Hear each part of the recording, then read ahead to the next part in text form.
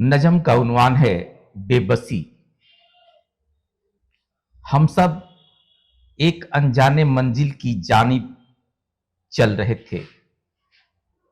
खारदार रास्ते, भेड़ियों का खौफ और काफिले से बिछड़ने का डर सबको सता रहा था। फिर भी हिम्मत और यकीन के सहारे हम आगे बढ़ रहे थे।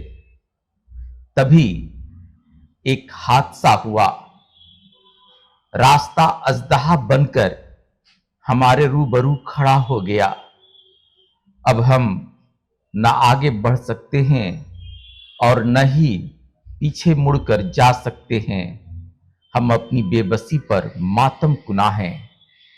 हम अपनी बेबसी पर मातम कुना हैं।